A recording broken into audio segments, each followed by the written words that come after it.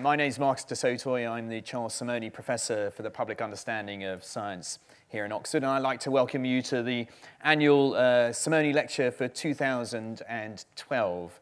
And I'd like to thank again the Playhouse for hosting this lecture every year. It's very nice to be in such an extraordinary space. We're actually part of a theatre set tonight, as well as having a wonderful lecture. I'd also like to thank the Amalur Foundation, whose financial assistance has made this lecture possible tonight. 2012 is actually the anniversary of Turing's. It's a centenary for Turing, so I was very keen to try and get a Turing sort of theme to this year's lecture. And one of the things, of course, he was very influential in starting the idea of artificial intelligence. And I made a program for the BBC, one of their Horizons on Artificial Intelligence, which is where I met this year's lecturer, Luc Steels, whose experiment just blew me over when I visited him to find out what he'd been doing. So I was very keen to invite him along. I was very happy that he accepted the invitation. Luc is a research professor at the Department of Evolutionary Biology in Barcelona. He was complaining about the rubbish weather we have here.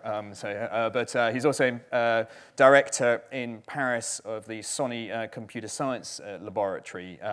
He's also a very creative man. He's just been telling me about a wonderful opera that he's written and a play. So probably the best man to come and tell us about whether machines can be creative. So please give a big Oxford welcome to Luc Steels, please.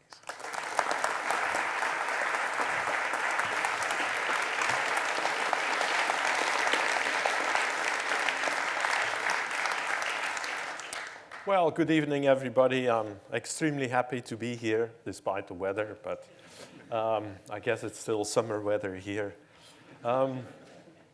So, as Marcus was saying, tonight I want to talk with you about whether machines can be creative. Now, of course, machines creative, we have to be a bit more specific. So I made a more specific title, which is whether robots, a particular kind of machine, can be made creative enough to invent their own language.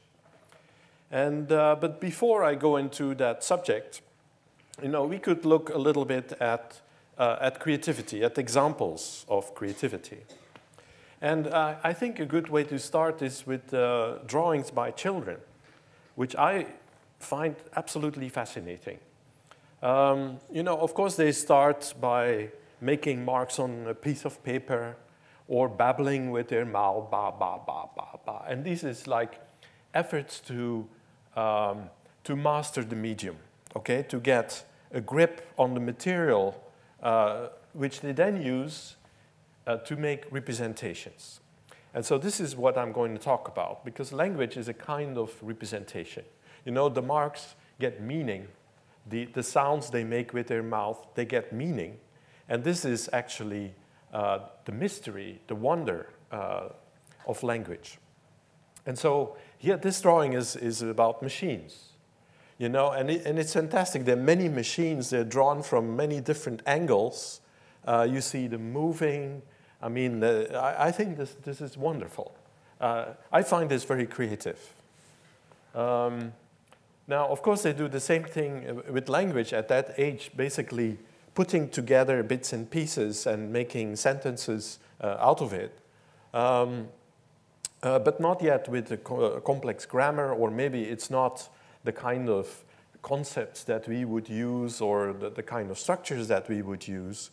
But in any case, they are already in this activity of creating representations and creating meaning, in fact, while making representations. This is another example that I found. Do you have any idea what this might be? A woman on a shopping. Some other ideas? A gladiator. Wow. Washing. A crocodile? Wow. Amazing. I haven't seen that one yet. I think we have a very creative audience here.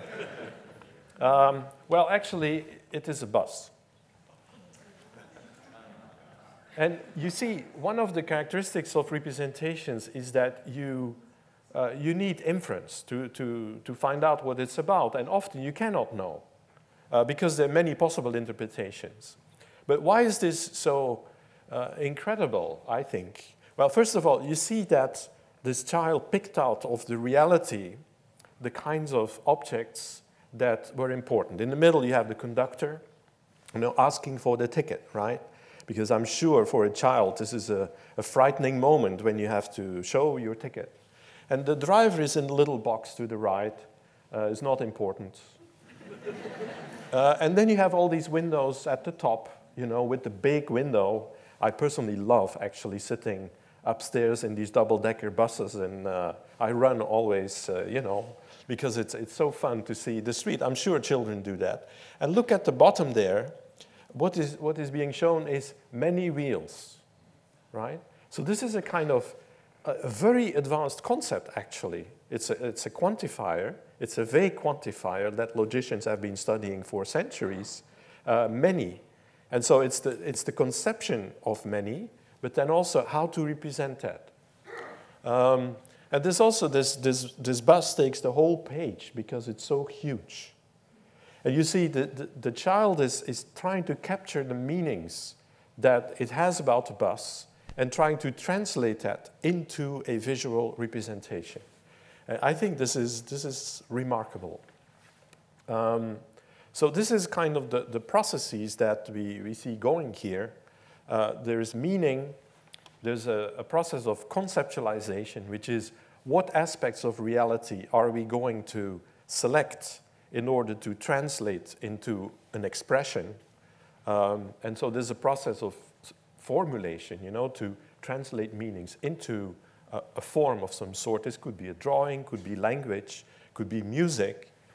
And then there's always the other side, which is the taking an expression and then parsing it, which actually is very complex, for visual perception, but also for language. It's hugely complex how syntactic structures are built and how lexicons and grammars and so on, and to kind of go back and try to reconstruct the meaning. I mean, it's not a simple copy process. It's really trying to find out how to interpret this meaning back into reality. So, I gave examples of language, of visual, but it's also, I will give a music example. And I'm usually quite busy, but when I don't know what to do, I like to write operas. And so I'm going to show you a little clip because I know the music well. I write the music, not the text. And so this is a little clip from an opera. This was performed at in Barcelona at the Palau de la Música, which is one of the theaters there. And so, of course, this opera is about a humanoid robot, right? Because you'll see later that humanoid robots play a very important role in my life. And I'm not going to tell the whole story because I want to actually explain how music is also meaningful. It's sometimes a debate, and I must admit that some music, when you hear it, is not very meaningful, particularly by contemporary composers, I think. But music also is this idea that you capture essential meanings of what it is, of the situation, of what you're trying to convey, and then translate that into a particular form. Maybe I'll give you the text of the whole thing. So it starts when it's a comic opera, I should say. So people find it very funny. And particularly artificial intelligence researchers find it very funny. And the robot is imprinted on the first person that it sees, okay? So, and of course, there's already confusion from the beginning because the wife of the guy that bought the robot touched the robot without, well, he was saying, don't touch it, So she did, and the robot is imprinted on her, and then she faints, and then we get the following scene. Well, and yes. Now, let me play the music first, and then we can discuss it a little bit. Okay.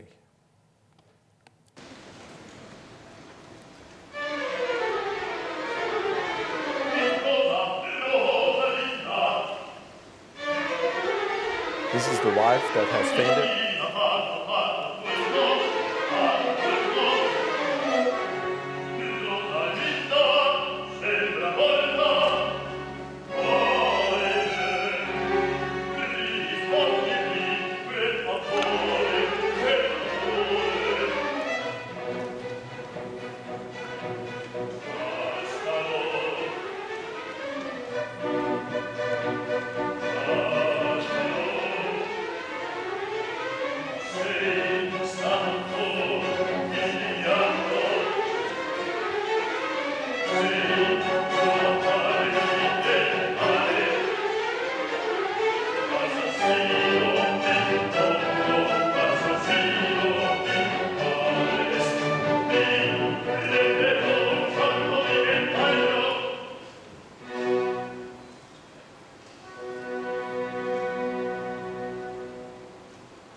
Well, you may not have understood all the words because they're in Italian.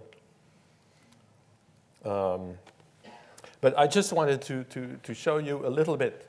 Okay, this music, you see, this is the beginning of it. And you hear these violins, you know, creating, it's agitato, creating an atmosphere of what is going on here. You know, I mean, he sees his wife dead, and of course he suspects the robot as being the source of the trouble. And it says, "Che cosa, Rosalinda?" And then here you find, for example, this rest note, okay? Now, it goes all very fast, and this is not ideal, a platform, but, you know, "Che cosa, Rosalinda?"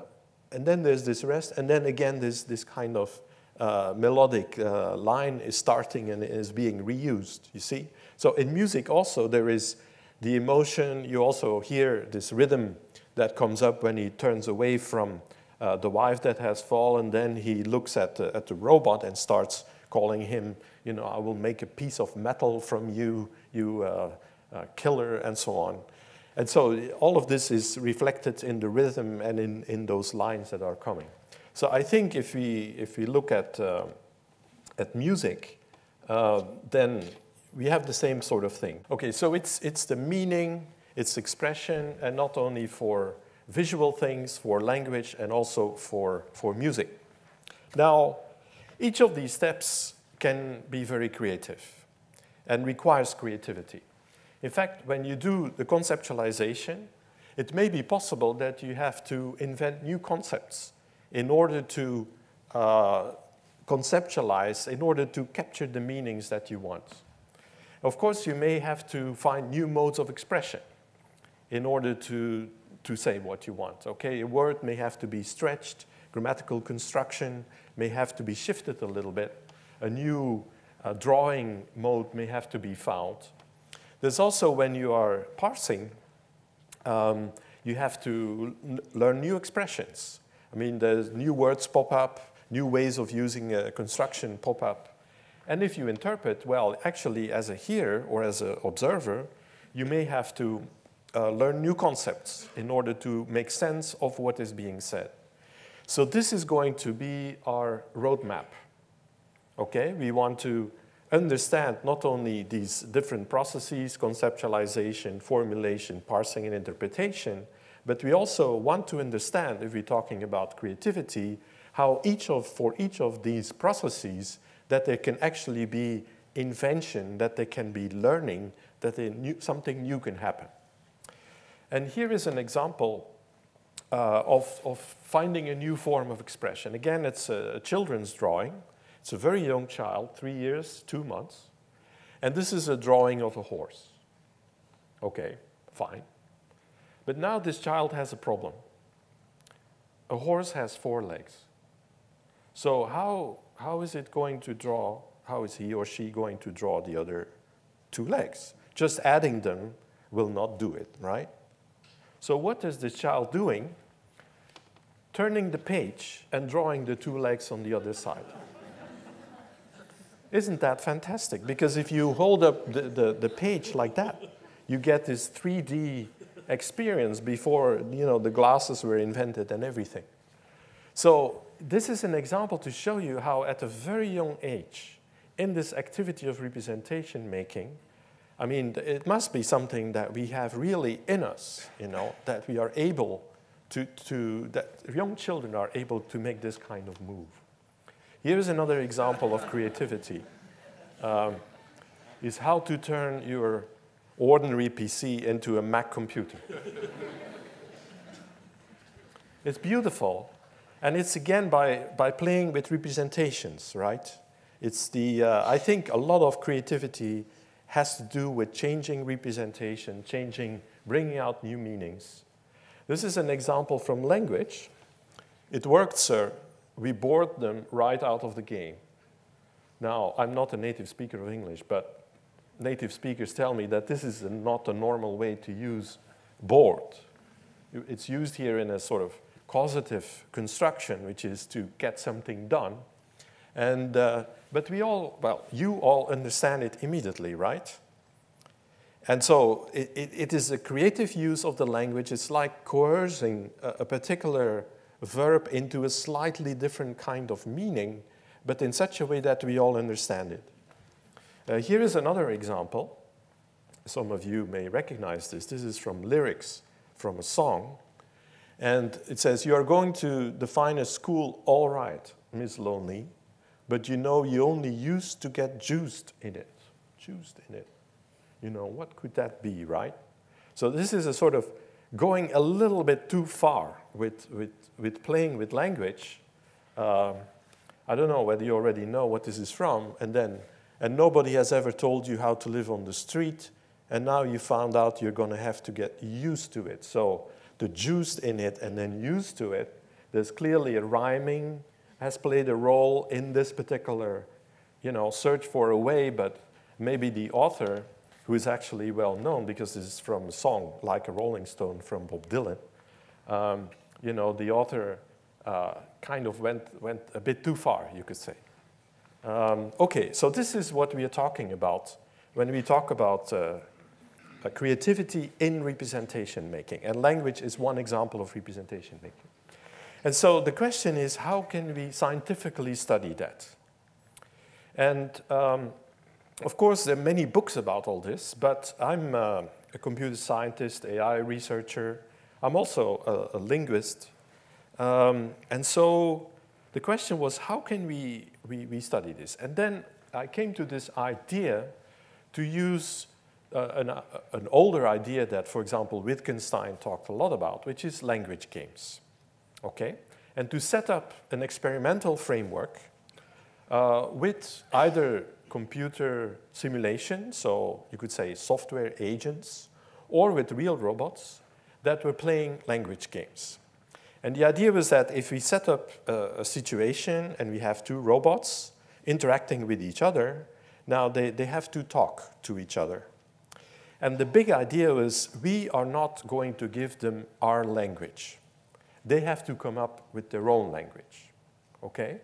Because that's the way that they will be forced to create the meanings, create the forms of expression that, that we want to understand how this process works. And so I'm going to show you the example of one particular game that we have studied a lot, which is a color naming game. And I picked it because it's one of the easiest ones that, not to find out how it had to work, but to understand how it is going. So let me first show you the game, and then I'll show you some clips of robots playing the game, and then I'll explain to you briefly how it works. So here is the game. It's a very, you would say, when you go to a store and you want a T-shirt of a particular color, well, then you're playing a color naming game. Because you point and you say, the green one, please. And you hopefully get this T-shirt, okay? So that's it. That's the game. And so more stylized, I mean, anthropologists have been using Munsell chips to study the use of color language in tribes all over the world. And they show these chips and say we have two human players, Hector and Rafael. You know, they are Spanish. And so Hector chooses one of the chips, for example, this one here, and he tries to think what kind of color is this? Okay, and suppose that he categorizes it as purple, right? Now, I have to use a word, otherwise I cannot talk about categories, but something is going on in his head that is purple. And then he translates that into a word, morado. Okay, fine. Now, Rafael has his own lexicon, and suppose that he already knows Spanish, so he says, oh yeah, this is the category purple, and he applies this category to reality and then points to the chip that is morado for Rafael. And here, in this case, it's okay. I mean, this is what Hector also had in mind. So Hector say, yeah, this is morado, and the game is a success, okay? Very simple game. Now, a second part of the game, well, not a second part, but another way to play the game is that maybe Rafael is French. And so Hector does the same thing. Oops, sorry. Hector chooses one of the chips, and again thinks it's purple and says morado. But now Rafael doesn't know morado, but he makes a guess, you know? It's always better to make a guess. Well, not always better, but why not try? If you can win in this game by being lucky, why not? So he says, well, this is morado. And then Hector says, no, no, no, this is not morado. And then he points to the right chip, and Rafael can learn. In other words, a failure in the game is an opportunity for learning, all right? So let me show you how we implemented this on our robots. Well, of course, we did first some implementations like this with chips, but we also used colored objects in the environment to play the game. And let's look at the first example. So these are two robots. Usually, we don't have that many robot bodies. But we would like to do experiments with populations of agents. And so we use a technique that is now common, you know, to download the state of the robot, the state of an agent into the body of a robot. We pick one agent from population, load the state in the body. It's like you're downloading an app in your iPhone or whatever, or iPad, I don't know. I'm not up to recent technology, but anyway, so you download something. So it's the same thing, okay? The brain of the robot is sort of downloaded in the body. And also in the other robot, you have another agent downloaded. And then they play a game. And after the game, the state is uploaded again. It's like uploading a picture on, Flickr or something like this. And this way, we can do experiments with many agents. We do them even with thousands of agents or 10,000, but only a few bodies. So now, the first thing that these robots do is they look around to get an idea of what their environment looks like.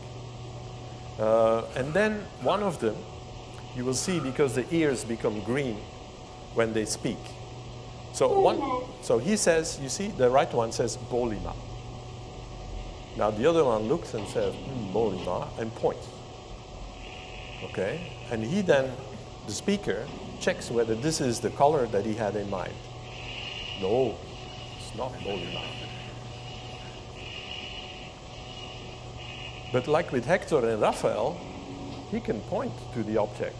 And so this is an opportunity for the hearer to learn what Bolima meant. Of course, approximately, right? Because they look at the objects from different angles, so that the color is not going to be precisely the same due to lightning effects, etc. But you see the idea, right? Now, you may wonder, where does the word Bolima come from?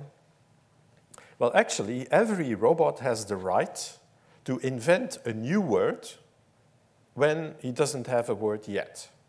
So it's very well possible that the speaker in fact, it's the first time that he used Bolima. I mean, he wanted to point to the yellow object. He categorized the object. I'll explain in a minute how it works. And then invented a new word, Bolima. And of course, the hearer didn't know this word yet. So in this setup, in this situation, the word was created, and the word was learned by the other one. Okay? Let me show another example of a game. And this is a successful game. Otherwise, you would believe that all of this doesn't work. Okay. So, and I'll show you also the internal states of the robot, you know, to get an idea what's going on. Because we do on these robots the whole thing. Real-time vision, motor control, behavioral control. So, well, in this case, one of the robots, I don't remember which one, said Bolima, and now, of course, they know the word.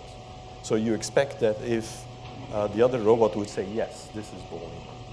You see there on the top how their field of vision is scanning over the scene before them, and how, in fact, they get a kind of 3D world model that they're building up in real time of the objects that are before them.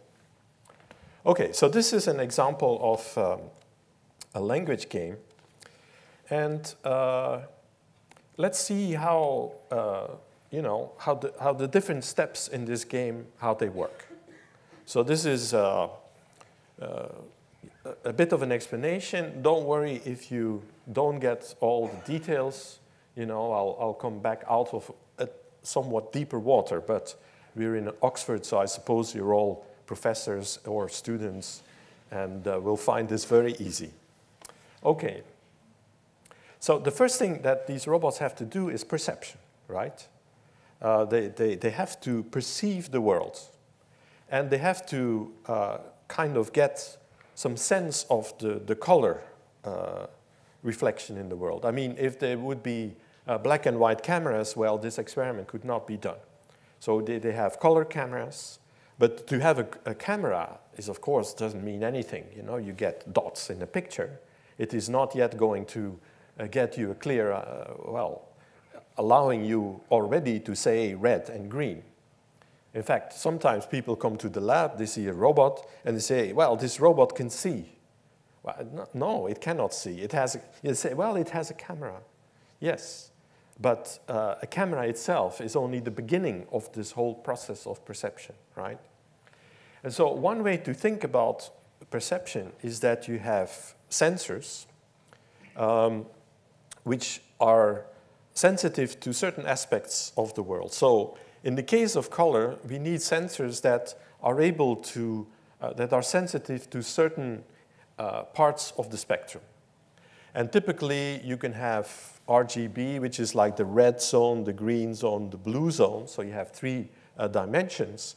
But you can have other dimensions. But in any case, you create a kind of space, a conceptual space, which is made up of the different dimensions of your sensors.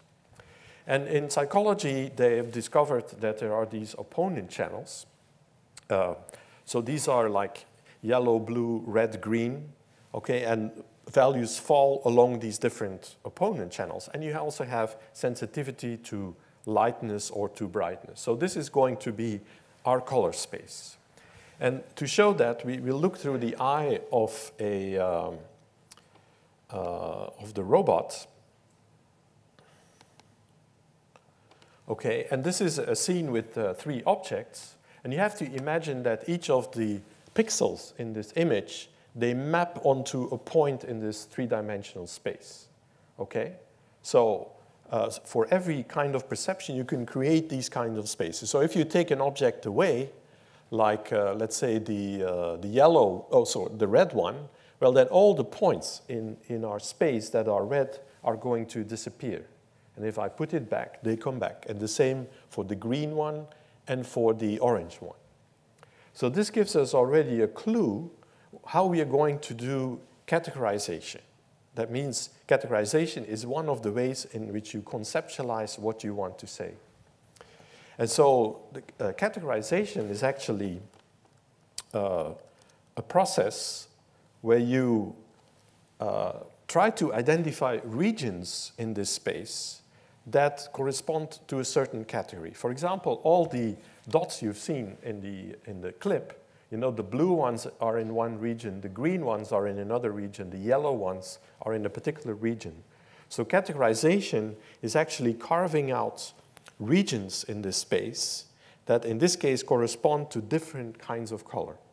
And one way to carve out such a region is to identify a typical example called a prototype that will be the best example of a particular color category. And so this is what we're going to do. This is a very well-known theory in cognitive psychology that categories can be defined in terms of prototypes. And so if you have a certain sample in your image, one way to categorize that sample is to do a nearest neighbor computation to find the prototype that is nearest to the sample that you're trying to categorize. So we're going to do that. I mean, our robot's going to do that, right? And then this is how you do categorization. Now, what is the lexicon going to look like? Well, it's going to be associations between these prototypes and words. Okay, so I put there the words for in French in order to make a distinction between the name of, the English words which I use to talk about the colors here. And so jaune would be the connected, associated with the prototype for yellow, and vert with the prototype for green, and bleu with the prototype for blue, right? So it's a simple associative memory between these prototypical points in this space and the words that correspond to that category. Now, when you have this model, okay, then we can do already, we can play the game. Because you see the color chips, and you try to find the prototypes that are nearest to each of the chips, and then you look up in your memory what the word is that corresponds to that particular prototype, and you say it. And here, what is he doing? Well, he has his own set of associations, his own lexicon. And so he looks up the word morado, finds the prototype that is associated with that, and then sees in the chips which sample, which chip is closest to the prototype, and says, well, this is morado. You see? So it's not extremely complicated, because this is, there are, of course, much more complex concepts, but this will do. Now we're going to look at the creative part, namely, where do these concepts come from? Where do the colors come from? I mean, many people think that colors are innate and that everybody sees color in the same way. Well, this is not true. I mean, there are cultures who have very different colors, who have more specific colors. They have other prototypes. And also, people are different. I'm sure you have had arguments with your children or your partner or your best friend about the color of something. That this is blue, no, it's black, this kind of thing. And so there is a lot of variation which you can measure in color use in the population, and certainly in different cultures. So we are not going to assume that it's innate. We have to explain somehow that these categories emerge. And they should emerge as part of the language game, right? And also the words, well, they can be invented. But we have to explain not only how a speaker may come up with categories, but also how it's learned. So how is that going to work? Well, first, let's think about how new color categories may arise. And now, this is now a projection of the 3D space on a 2D representation.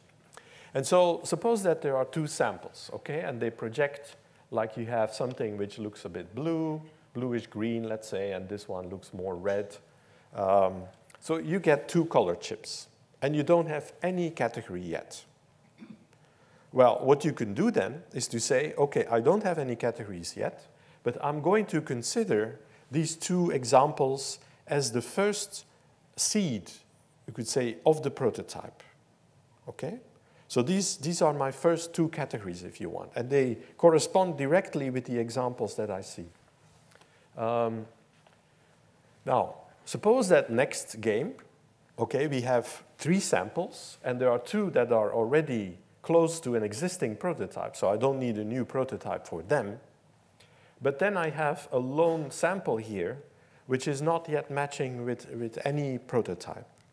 So, how to solve this problem? Well, just make a new one, right? And again, use the example as a seed for a new prototype. It's as simple as that. Now, then there's still another case where actually when you have been using a prototype and it has been successful, then you shift a little bit this prototype in this direction. So it's like I'm telling you red, okay, and then, well, there's no other red object here, I see. Oh, yes, red. This set has been specifically designed for. Now, the red of this particular object, sorry, is different, right, from that red. So you have to shift a little bit this prototype around so that it corresponds better and better to what is red in the community. Okay, so you have 3 things. You create new ones if you don't have any, and particularly if you don't have any that are distinctive, and then you shift them around. So that's how new concepts are invented. How do you acquire new words? Well, I mean, if I say red, and you have a prototype already, you can make an association between the 2. So you make, in your lexicon, you store a link, say, between azul and the prototype. But of course, later on, it might be that somebody else says azul, and actually this corresponds to a different prototype, right? And it may even be that you hear another word, morado, which was actually for one that another person used azul for. So you get kind of a state of confusion. You get different words corresponding to these, the meanings that you have, the prototypes that you have. And there must be a process for progressively learning what is in fact the real meaning of that particular word. Now, one way to do that is to associate scores with the different associations in the lexicon, and then to increase the score when you have a successful game, and decrease the score when you have an unsuccessful game. But you not only increase the score, but you also decrease the score of competitors for a word. For example, if azul could mean this color, and this color was the one that was successful in the game, you're not only increasing this, but you're also decreasing the other. So this is called lateral inhibition. Okay, so this is the way to acquire words. And finally, how are we going to invent words? Well, it's also easy. I mean, if I have a prototype, but I don't have a word for it, and I would like to express it to you, robot, right? I invent a new word, like wabado, and I use it.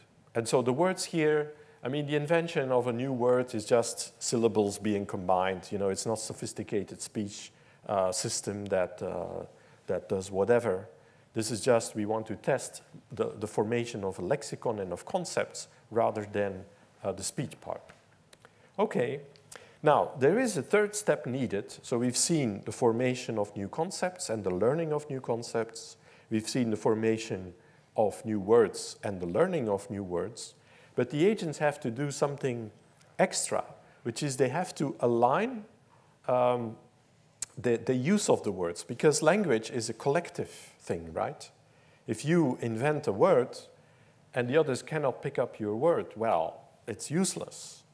Or if you are the only one using morado for purple, but actually everybody else uses morado for blue, well, this is also no good, right? So you have to come to an agreement. So there has to be a negotiation of what kind of meaning there might be for the words in your lexicon, and vice versa, what words you should use to express a particular meaning. And here, a strategy to solve that problem, we learned, is again this lateral inhibition dynamics. So what 2 agents are doing after a game, if the game is successful, they increase the word that they used, the concepts that they used, and they decrease the likelihood that they're using the other stuff.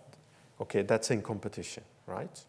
So it's a very simple mechanism, actually. You build links, and you change a bit the weights of these connections, but it's a continuing process, right? It's not you learn it in one go, or the lexicon pops up in one go. It's a process of collective process in a group of agents that are together constructing this kind of thing. And so this is the only graph that I'm going to show, but I really wanted to show it to you. This is the kind of, I would say, a miracle. This is an experiment with 5 agents. We can do them with 10, doesn't matter, or hundreds. But they start, what is plotted on this axis is the number of interactions they have, the number of games they have. So they play games in time, and at every instant, only 2 agents are playing, okay? Now, on this axis, we represent, first of all, the success they have in communication. And you see, initially, success is 0. Why? Because we don't give them a lexicon. We do not give them any color categories. They have to come up with their own language from scratch. And so, obviously, in the beginning, 0 success, right? And then you see that the communicative success is gradually going up to more than 90%, 95%, okay? In other words, this group of robots, in a fairly short time, because this is only 1,000 games, and the games are played by different agents, right? In fact, they each play 200 games. And so, very quickly, already after 400 games, they have more than 80% success. So this kind of negotiation of meaning with the processes that I'm talking about is going very fast. It's a sort of evolutionary process, but it's a cultural evolution process. It's not genetic. Because it's cultural, it can go so fast. What you see also, this is showing, this green graph is showing the variation in the population. And in the beginning, there's a lot of variation. Why? Because, suppose that we collectively create a color language. Well, there will be some people there that call, that use the word babado for reddish colors, and there the people who have invented dobodo for reddish colors, because they don't know of each other. In this world, there is no dictator. There's no Académie Française that says, you should talk like this. And so, and also the robots have no way to inspect each other's brain, right? There's no telepathy. It's a purely democratic process where everybody is equal to contribute to the language and to learn from the others and to negotiate, not by explicit negotiation, but as part of the games they play.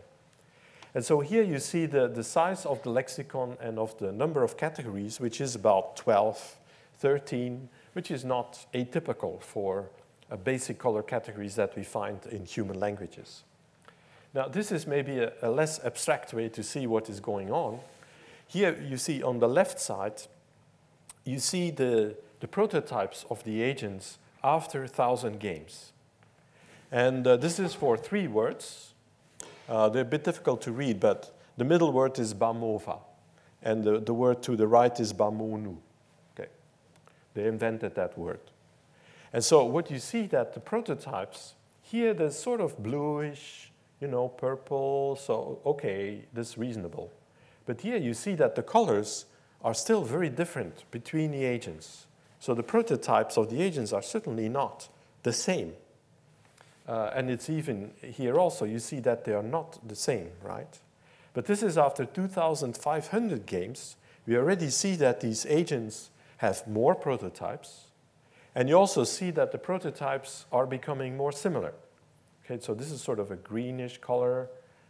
This is all roughly dark, black, or you see purple here. I mean, they agree on this color most of the time. So you see this collective process of playing the game, not only communicative success goes up, but progressively their language is becoming similar. Now, another nice way to see what is going on is to look at the internal state of one agent. And so this is the,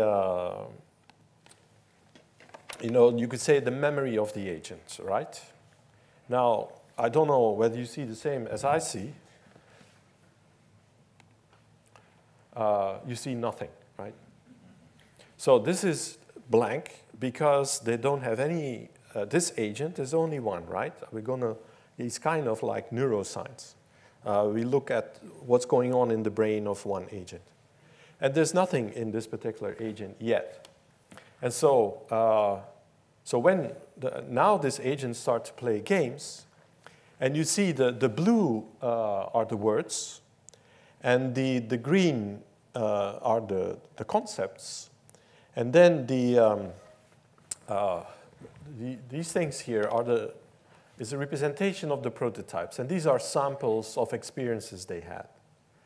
And you see that it's a very dynamical situation, right? So in the beginning, they create all these kinds of links, and they start moving around.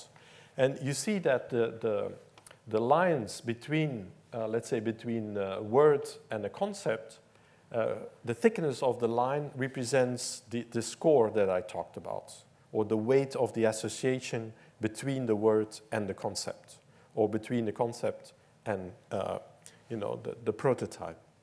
And so what this is intended to demonstrate is this dynamical nature of language, because we are dealing, in fact, with a complex adaptive system, which is that you have a distributed behavior of all these agents. Each of them is doing their thing, but you see a collective structure emerging. It's like ants that are creating a path from a food source to the nest. I mean, there's no central control. There's no ant that walks with a white flag saying all ants this way now. The ants also have only local interactions. They put down pheromone, others get attracted. So the same thing here, there's randomness in the beginning. There are many different choices, but by the collective activities of these agents, they are able to create a common shared language. And of course, people who do complex system science, they get terribly excited when they see this kind of stuff, because that's what they are researching. They are asking questions like, okay, given the rules you gave to your agents, can you prove that they will reach convergence? What happens when the population increases? How does it scale? How does it scale with the number of objects that they want to talk about? So over the past decade, starting from language research, this language game research, which started like 10, 15 years ago, there's now a subfield in complex system science that is studying from a mathematical point of view and from a viewpoint of statistical physics, in fact, the behavior of these linguistic communities as they are creating and forming languages. Ooh, 5 to 6, is this local time? Okay, let me show now another example. This is an example about action language. Okay, so colors is kind of relatively passive, right? But now we're going to see how far can we go? Can they also learn about actions? And the game is a sort of posture game. And let me show immediately a clip of two robots playing this game. Okay, so the idea is one robot, said something, but somehow, did you hear it? I didn't. Yeah, you heard it? Okay. Well, so one robot asked something, and the other robot then did an action. And if the action is not the one that the speaker asked, then he shows it to the other one. Okay? So it's not like pointing, it's more like showing the action. And so if you, the idea was that we would allow the robots to invent words for talking about actions, but also how they would develop ways to categorize actions, like raise left arm, sit down, whatever, raise two arms. And so to see the coevolution of the language and the categorizations for it. Now, why is this problem difficult? Well, the problem is that if I can do an action, like I can raise my left arm, but if I ask you to do the action, I have to be able to see that you are doing the action that I'm asking, right?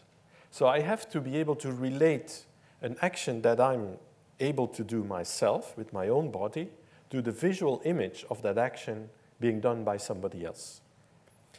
And also, if you're not doing the right thing, I should be able to show you that action, and you should be able to kind of imitate the action that I show you. Now, this is stuff that has been discussed a lot, again, in neuroscience under the header of mirror neurons. Because the idea of the mirror neuron is that it establishes that kind of connection. Now, of course, as a computer scientist, and they say, oh, good, mirror neurons, nice. There are mirror neurons. But that doesn't help us much, because we want to know how does it work? What are the processes that are going on in these mirror neurons? And then can we simulate them, right? So it's another form of understanding. The neuroscientist will say, there is in the brain, there are neurons which fire up both when you see an action and when you do the action. So this is the bridge between the visual and the motor space. But we have to figure out how these mirror neurons come about. And of course, there's the relation to language also, because I'm asking you to raise your left arm. So I'm using language, which is also in this triangle, right? So you have the visual, you have the motor, and you have the cognitive, the conceptualization of your body that you then use to talk about it. And so this is an incredibly difficult project, and we thought a lot about how this might be possible. And the solution came by letting the robot play with itself. Now, what does that mean? Well, we put the robot before a mirror, for example, and the robot is allowed to do kind of motor babbling, to move the arms and the body and so on, and at the same time to look at itself in the mirror to see what it looks like so that connections can be made between the visual and the motor. And so let's look at this. So this is what we see when we look at this experiment, right? But this is on the left corner there, this is what the robot sees. And then here is part of the pattern recognition and signal processing that's going on when the robot is looking at itself. Because it has to, like in the case of color, has to create a space, it has to categorize actions. Now at the bottom here you see what is called proprioception, which is in the body of the robot there are many sensors, not as many as for humans, but in any case there are many of them.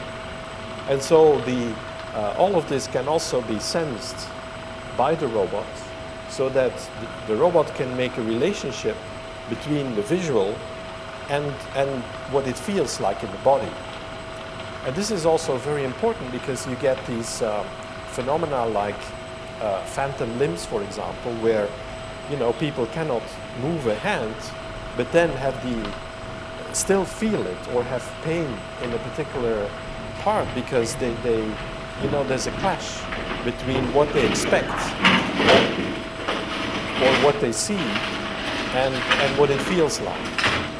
Okay, this is in addition to these views, there's also at the top left here, these are the commands going to the motors. And so let me do it again. So these are the motor commands. So you see the visual image, proprioception, the motor commands, but you also see in this corner that the robot is doing an internal simulation of itself, which is necessary to be able to, well, to think in a way about what it should move when it is seeing a particular action. And so it's relating simulation, vision, motor control, and so on, all trying to relate. And so we use that as a kind of background for the language game. This is another experiment where the robot is again trying to create body images, but now by looking at itself and by, again, relating it to a simulation or relating it to an action that it is doing, and that way experiencing the action and seeing the effect of that action. So I'm not saying that this is the way that children learn or something like that. You know, they certainly, but they do certainly do a lot of motor babbling at a very early age. You know, trying to I guess, to learn about what they can do on a motor level, what it feels like, because they get the feeling.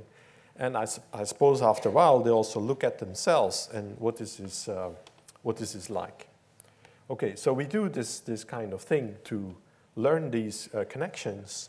And then we can play language games where robots are using this machinery, these interactions between the different images, and using that to play, again, language games of the same sort as I showed for the color domain, but now they do it for this action domain. And these are some of the results, again, showing the, you know, that this is communicative success. So this is, again, going up to 100% in this case.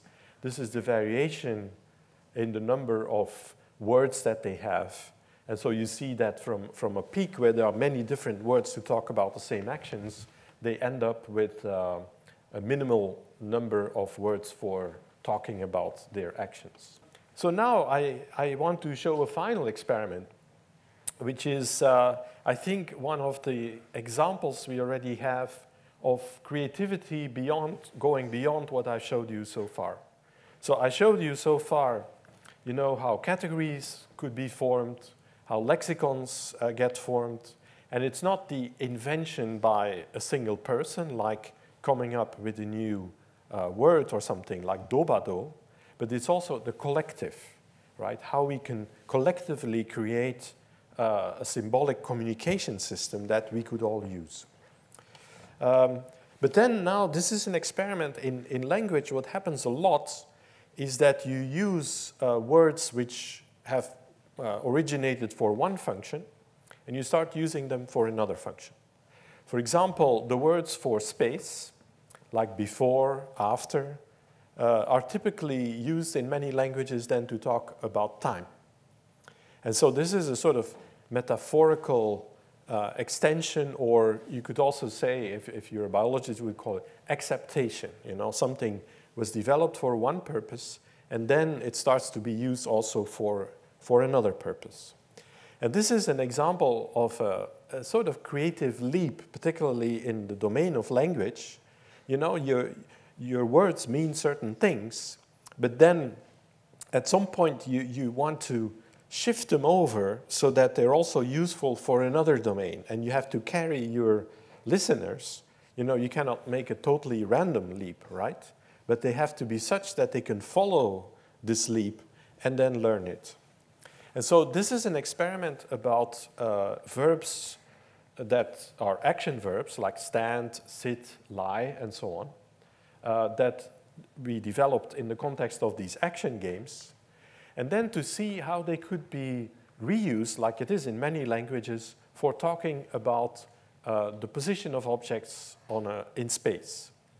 Now, this is something that happens quite a bit in Germanic languages. For example, and now, as I said, I'm not a native speaker, so you have to help me.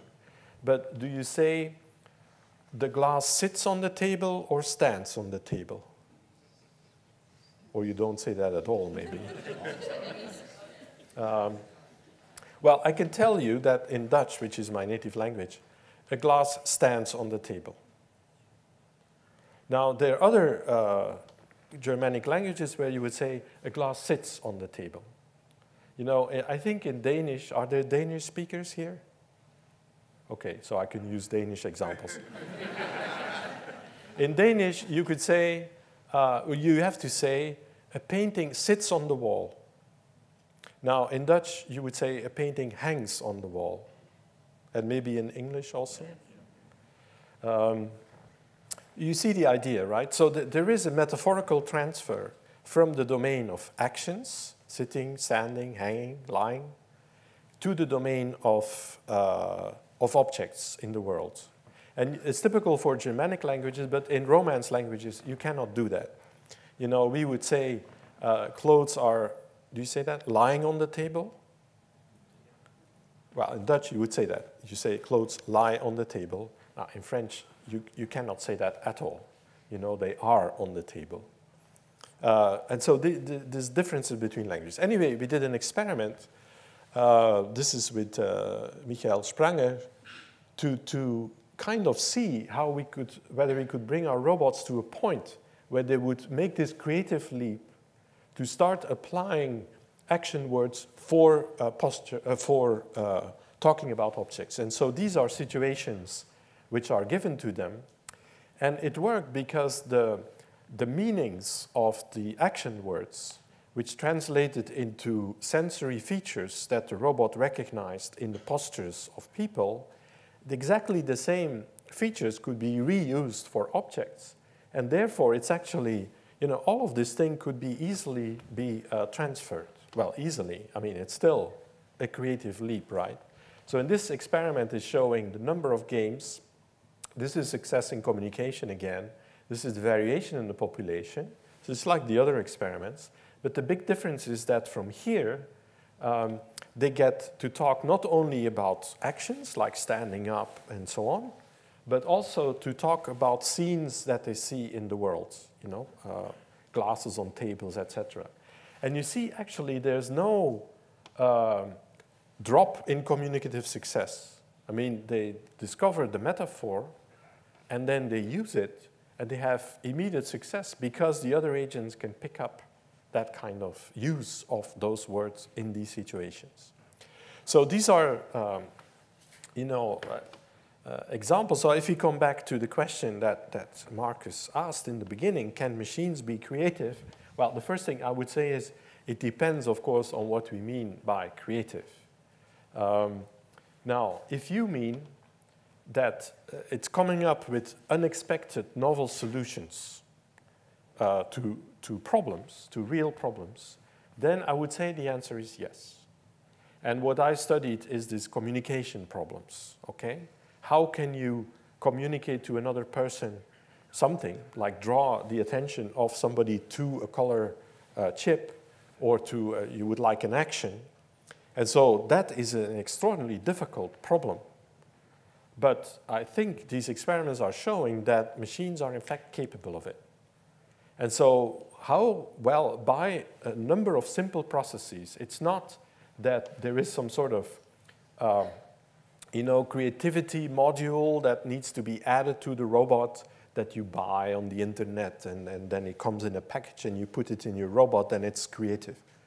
It doesn't work that way. It's a sort of the whole, you know, many processes that are going on in conceptualization, in parsing, etc. All of them have this edge so that they are flexible, they can deal with unexpected situations, but they can go beyond what is already there to invent a new thing, invent a new concept, you know, invent a new grammatical construction, stretch a construction like we bored them out of the game, you know, that it applies even though normally it would not, and so on.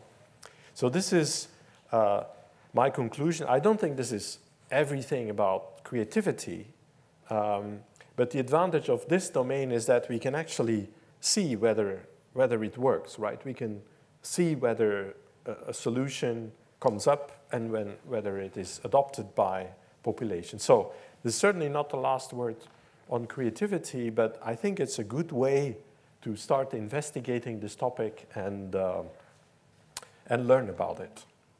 I should also say that, of course, you know, this is a team effort. You see a lot of smiling people, except the one in the middle who is worried about funding and about administration. But so it's the creativity of these people which makes these experiments possible. And these are some recent books and things like that which you might want to consult. This is a paper that talks about these experiments in case you want to go a little bit deeper. Okay, so time for questions.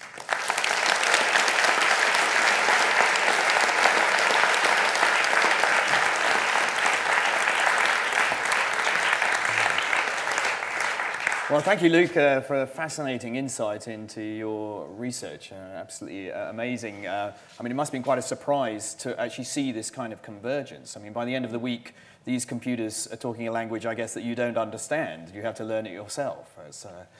Yeah, but maybe I'll show one more clip. Well, I would really love to. Is that allowed? Is that, it's only, but and we got some. Let me get some hands of questions, and we can get microphones whilst the clip is. So we'll have one gentleman over here, and seems to be about, and this lady here. Great. But this is just to make that point even come home. Well, I do love your robots, so I will okay. indulge your. But this is an experiment in spatial language. Now here the robots move a little bit. Let me show you what they see when they move. And so there are different objects in space, and it's a spatial language game. So, you know, they talk about left and right and front and back and this kind of stuff. And then you get this particular phrase. In the case of Bolima, you might sort of have a good guess, right? Or this, that it is turn left. But what would this mean? Well, here they're still trying to understand their environment. They see the different objects, as you see there on top left and right. And if they're done with that kind of thing, then they're going to say a sentence.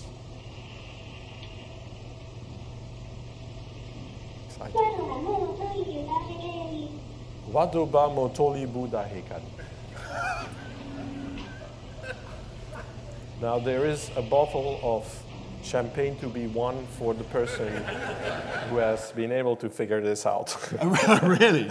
So no, but that happened and you're not quite sure what... No, well, I mean... Okay, well, there you go. There's a bottle of champagne for anyone who can decode what that robot said there. Maybe it was a question, but we'll take some questions, hopefully, that do have clearer. So the first question was from over here. In your color example, you noted that the number of words kind of settled down to about 10 or something, and so it was similar to the number of basic color words people have in real languages. And I was wondering, is that sort of equilibrium state a consequence of the learning rules and the way you parameterize them, or is it sort of deeper and relating to the variability in the environment and that kind of thing? Yeah, I think it's related to the method that is used for categorization. You know, there are distances. And so if you get more, then you start getting confused about... and so it's not that we say in advance they have to be 12. It depends on the environment, how close the samples are to each other. But there's a limit to how far you can go with basic colors, because after that you start talking about dark blue, light blue, you know, bluish green. And in fact, we use only 10% of our language are basic colors precisely because they're limited that way. The question over here. The action things are fantastic, but your robots are doing the kind of things we expect robots to do. They're walking, they're lifting their hands, etc. And so do they have a limited range of movements that they can do? Is there a random generator driving these movements? I mean, it looks kind of motivational when we're watching it. I mean, I'm sort of asking how random is it? Where do the movements come from? What are the limits of the movements? Well, the movements are certainly very limited because of the nature of the robot. I mean, you know, the degrees of freedom that are possible. Plus, I mean, you don't want a robot to do this and this arm falling off on the other side, right? So well, I was quite impressed they all stood up. They managed to stand up. I mean, yes. It's quite a feat in itself. Yes, yes. So there are constraints put on the movements that it can do, and there are limited degrees of freedom, and hence it is a limited system. Now, this is a technological constraint. You can add more motors, you know, more fingers, more this and more that. I suppose my basic question Is it just wait for the mic set here? I suppose my basic question is, if it's completely random, what happens? Is this when a game fails, when they turn away from each other? I mean, these robots sort of move towards what's interesting, and I'm thinking, well, it's random. You know, maybe one of them would gaze up the ceiling, drift off the other corner of the room. They seem to be No, but they would drift off to the other corner of the room. Like, if there's a strategy for paying attention to what is moving, you know, and they're looking, and then there's moving something there, they would look there, and if, there, you see, unless you dampen that particular method. So, but I mean, please don't put more into the robots than there is. I mean, there's a lot in the robots, and they do amazing things. But for example, they have no emotional aspects. The motivation to play the game is put in by us, etc., right? So this is a scientific experiment that we can do systematically, investigate these issues. But they are very cute. Let's have this lady here, and then we've got the gentleman at the back. Yeah, there. Thank you very much for a very interesting talk. One of the things that struck me was the kind of language that you are using to talk about the robots and the way they respond. And it seems to me that your language is actually very sort of human-centered. It's a kind of anthropocentric language, which is imbuing these robots, it seems, with human qualities. You're talking about them trying to do this. They're experiencing that. They're feeling that. They're seeing this. And then you raise a question whether a robot is creative. And it seems to me that this is in danger of kind of skewing the debate in a very peculiar way, such that we imbue these robots with human intentionality and purposiveness, which is kind of the way in which you were talking about them. Whereas it seems to be really what's happening from your experiments, which was fascinating to learn about, is that these outcomes, which you regard as problem solving, are, if you like, the products of sort of interactions of programmed responses. And that is entirely different from our understanding of human intentionality and purposeful behaviour. Or is it? I mean, that's my question. And I really don't know whether you want to make that kind of leap. And I wonder then where that kind of filters through to the notion of creativity itself, which is kind of drenched in sort of anthropomorphic notions. So I wonder if you could say a little bit about this issue of, in the sense, my second question is, I'm not quite sure whether what you're doing is trying to understand human responses, or whether what you're trying to do is really about understanding the limits and pressing the limits of what we can do with robots, and that's actually separate from understanding how we work and our brains work. But the number of moments when it kind of crossed over, and we talk about neuroscience and mirror neurons, and then we're back to talking about robots. Yeah. I wasn't quite clear of the status of your claims. Okay. No, this is a very good question. And I'm the first one to admit that people like myself, you know, get carried away sometimes. I try not to. I didn't mention consciousness, for example. But I try not to. But it's very difficult to describe the experiment in terms, you know, instead of saying the robot tries or the robot makes a movement, you know, if I say, well, there's a random number generator that sets a state of the motor, and then it moves towards that, which is what is really happening, then I think the room would be empty by now. So it's a way to convey. Our language is limited, if you want. I have to use some sort of language for you could say, is this really a language that the robots develop, right? I mean, I'm using all the time terms from humanistic discourse. It does seem to be a new trend in artificial intelligence to embody that intelligence, which is what you've done here. I mean, as you say, you could have had it in just machines. So, you know, what's the fact that it is actually in a body seems to be an important, new trend in artificial intelligence. I mean, that connection between intelligence and the body. Yeah, well, this is already one of the ways to get away from a purely computational program, you know, without any connection to the world. And any sensory, again, the word sensor, you know, is it, can we use the word sensor for this? Can we use perception? I mean, then all my words would be gone. I would be naked before you.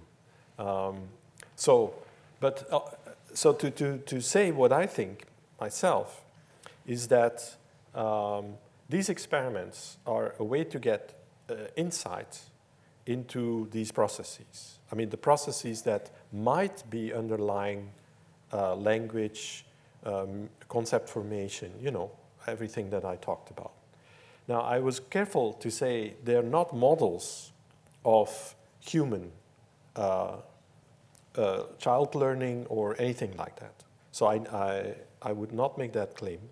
But it is a little bit like the Wright brothers when they were researching flight. You know, they wanted to build an artificial flying machine, okay? And they succeeded. And they didn't do it by imitating birds, but by just saying, well, what do we need to get something flying? They didn't need feathers on the wings, but they needed wings, and they needed certain properties. And this is the same attitude. You know, we are building this kind of stuff. And then the Wright brothers developed a good part of aerodynamics and methods for that later, you know, mathematically and so on, you get models, which then are very useful to look at birds and to say, oh, how are they able to fly? And I think that's what this is about, is to open up our brain and to think about all sorts of possible ways, maybe not the way that humans do it, but, you know, what could a language be like, right? It's an artificial language. Just like you can think about artificial life, which is not the life on our planet, but which is some, you know, maybe another life form that doesn't exist yet, but it has properties of living systems. So that's the kind of exercise that's going on here. We've got a question over here, and then probably time for one more question. Yeah, I'll try to give shorter answers. Yeah. And short questions as well, please. Yeah, in typical bad comedic timing, I was going to start off by referring to the picture that was behind you, but it's disappeared. I don't know if it's going to come back. Is this the picture? You said there was a bottle of champagne available if you could interpret what the robot was saying to the robot. Okay. And I worked out it was saying that bottle of champagne is fake. What I was going to ask you actually was, when it was pointing to the yellow box, what I was going to ask you was, do you unleash your agents on each other in a purely virtual environment? And do they communicate? Do they share language, like the language that they've restored about certain objects, you know, in a purely abstract environment without being inside the robots? Or do you only ever activate the agents when they're inside the robot? Yes, they always are situated, embodied interactions.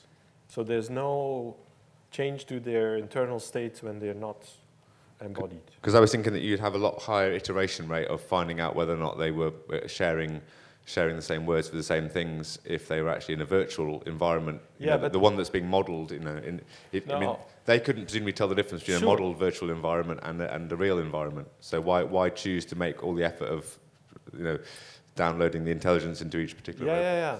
No, this is also a very good point. I mean, I insist on doing it for real.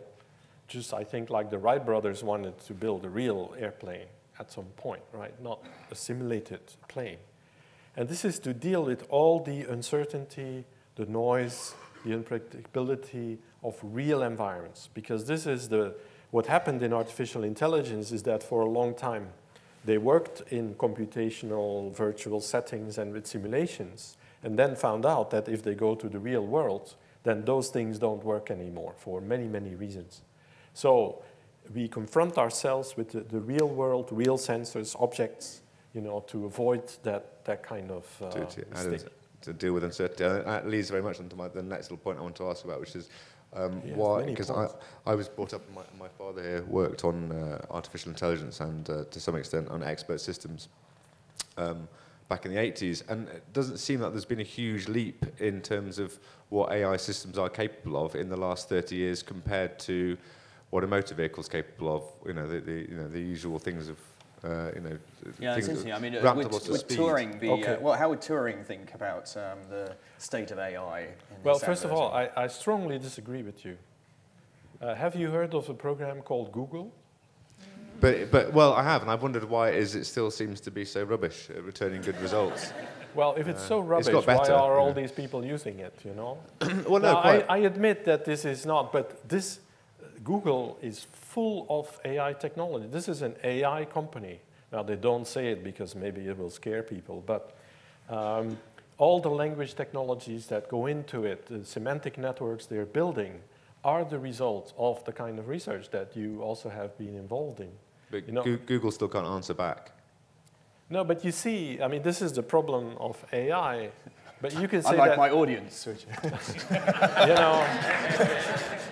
It's like in, you could say to biologists, well, you still haven't synthesized the complete forest. I mean, yes, they didn't. I mean, that's not what it's about, right? It's about understanding the principle. We have to view it as a scientific enterprise. And it's not going to be the absolute humanoid robot that walks in here and solves, you know, has the creativity of Marcus in dealing with mathematics and all of that. That's not... Good, I'm not out of a job yet. No, and that's not the aim, just like, I don't know, other fields, it's a continuing research into the nature of intelligence and those kinds of things. And in 50 years, we will still be doing it. So I'm going to have to draw the evening because there's a creative process going to go on very shortly, which is a play going to appear. I can already hear the actors in the wings sort of looking forward to coming on. So, but I'd just like to thank Luc very much and the audience for a wonderful set of questions. Kind of intrigued how long it will be until I'll be inviting one of those robots to give the Simonyi lecture, but I don't think it will be next year. But let's give Luc a great round of applause for a wonderful lecture. Thank you.